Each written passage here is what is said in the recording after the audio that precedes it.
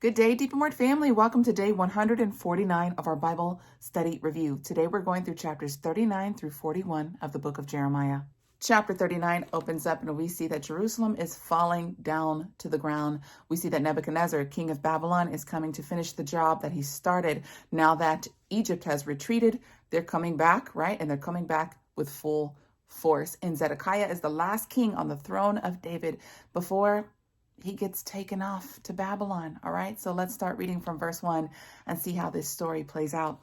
It says, in the 9th year of Zedekiah, king of Judah, in the 10th month, Nebuchadnezzar, the king of Babylon, and all of his army came against Jerusalem and besieged it. In the 11th year of Zedekiah, in the 4th month, the 9th day of the month, the city was all broken up. All of the officials of the king of Babylon entered and sat in the middle gate, and all of the rest of the officials of the king of Babylon as well. When Zedekiah, the king of Judah, saw them, all of the men of war, then they fled, and they went out of the city by night by way of the king's garden, by the gate between two walls, and he went out of the way of Arabah. But the Chaldeans' army pursued after them and overtook Zedekiah in the plains of Jericho. And when they had taken him, they brought him up to Nebuchadnezzar, king of Babylon, to Riblah and the land of Hamath, where he passed sentence on him. Then the king of Babylon slew the sons of Zedekiah in Riblah before his eyes. Moreover, the king of Babylon slew all of the nobles of Judah. He also put Zedekiah's eyes out and bound him with chains to carry him to Babylon. And now we see that this part of scripture, right, it matches up with 2 Kings chapter 25, verses 5 through 12. Now we're like synced up with what actually happened. Verse 8, the Chaldeans burned the king's house and the houses of the people with fire and broke down the walls of Jerusalem. Then Nebuzaradan, the king of the guard, carried away captive into Babylon the remnant of the people who remained in the city, and those who fell away, who fell to him, and the rest of the people who remained. And after that, we see that the captain for Nebuchadnezzar, right, the Babylonian army captain, he left the poorest of the poor in the land, and he gave them vineyards, and he wanted them to watch over the land, right? There were still some of the natives in the land because he wanted them to cultivate the land. And then, yes, of course, they still had to pay tribute to the king of Babylon. And now the story switches back over to Jeremiah. We saw that Nebuchadnezzar, he just took Zedekiah, the king, and he slew all of his sons and he slew all of the nobles. So Jeremiah is sitting in the prison court by himself, right? So now we see that the scene changes and we see that Nebuchadnezzar is, going to see about Jeremiah, and there is favor on his life. And that is because Yahuwah, okay? Because he did the will of Yahuwah.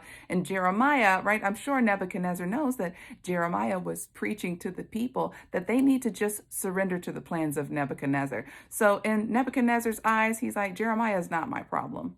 So let's start reading about what happens to Jeremiah after this. It says right here in verse 11, now Nebuchadnezzar, the king of Babylon, gave charge concerning Jeremiah to Nebuzaradan, the captain of the guard, saying, take him and look after him and do not harm him.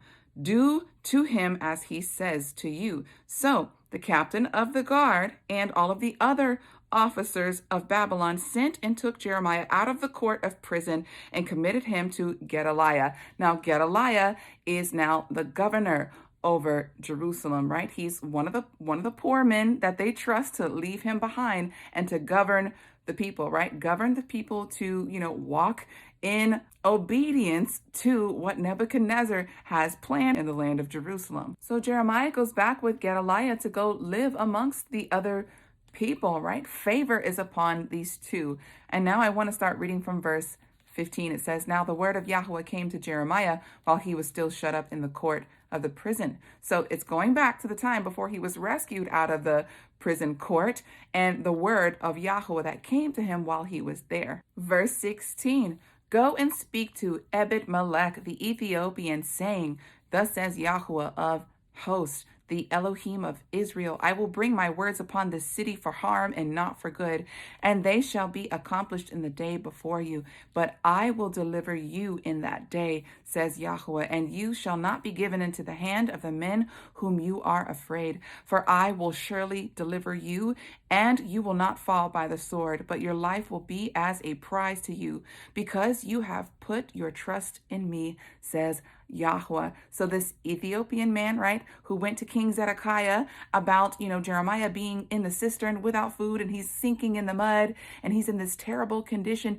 He's the only one. He's the only one who went to go see about the prophet. And so the fact that he blessed the true man of God, now he is being blessed in return. Chapter 40 opens up and we see that the word of Yahweh that came to Jeremiah when he was being loosened from his chains from the prison court, right, from Nebuchadnezzar and his captain guard. The captain guard was telling Jeremiah, he goes, look, it's your God who said to us that we are to come and do this thing here in Jerusalem. And I don't know if he's trying to console Jeremiah during this time, but he says, nonetheless, with you, I'm going to loosen your chains. And he says, if it seems good to you, you can come with me to Babylon.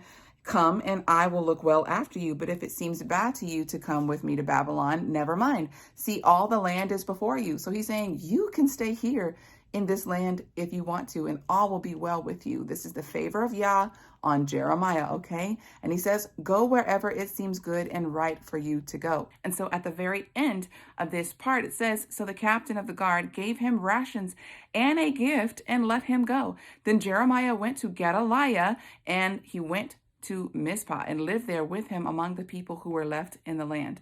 And now as we read forward with the rest of the chapter, it's going to talk about Gedaliah and how he was, made governor by the king of Babylon and how he's going to govern these people. So let's start reading from verse 7. It says, now all of the captain of the forces which were in the field, they and their men heard that the king of Babylon had made Gedaliah governor in the land and had committed to him men, women, children, and some of the poorest of the land who were not carried away captive to Babylon. So he's talking about the army forces that are, Judean, right? They may be from the tribe of Benjamin. They may be Levites, but these are the people who are left in the land. And they heard that Gedaliah is now the governor over the people. And then it says, they came to Gedaliah to Mizpah, even Ishmael, the son of Nethaniah, he and the rest of his men. All right. And it says that Gedaliah swore to them and to their men, saying, do not be afraid to serve the Chaldeans.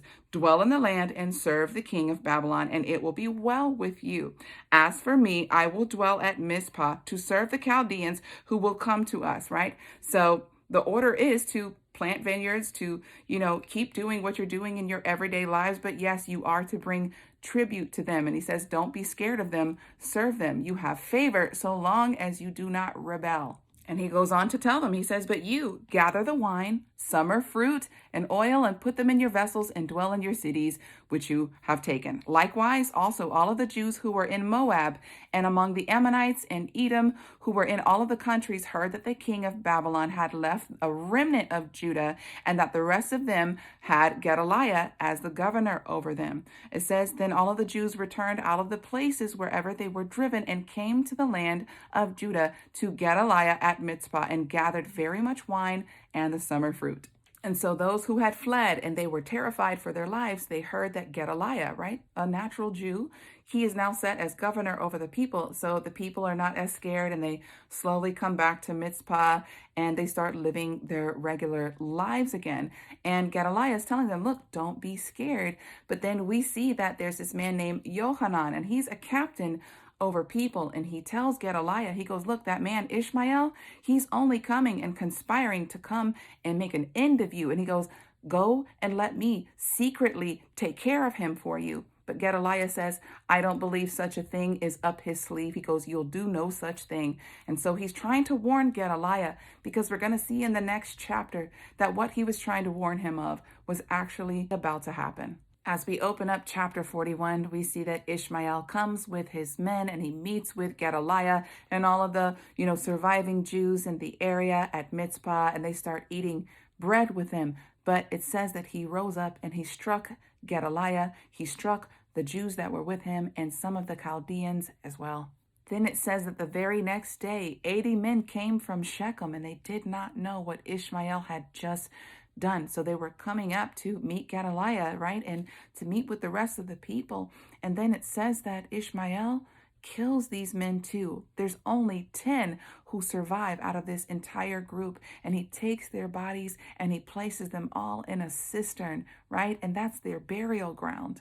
Verse 10, it says, Then Ishmael carried away captive all of the rest of the people who were in Mizpah, even the king's daughters, and all of the people who remained in Mizpah. It says that Ishmael then carried them away captive and departed to go over to the Ammonites. But as Ishmael is making this journey towards the Ammonites, it says that Yohanan, the one who warned Gedaliah about what Ishmael was planning, it says that he heard of all of the evil that took place. So he took all of his men and he went after Ishmael. And so all of the people that he took captive saw Yohanan coming their way. And so they turned to him. And it says that he rescued them, but it says that Ishmael went towards the Ammonites. He escaped.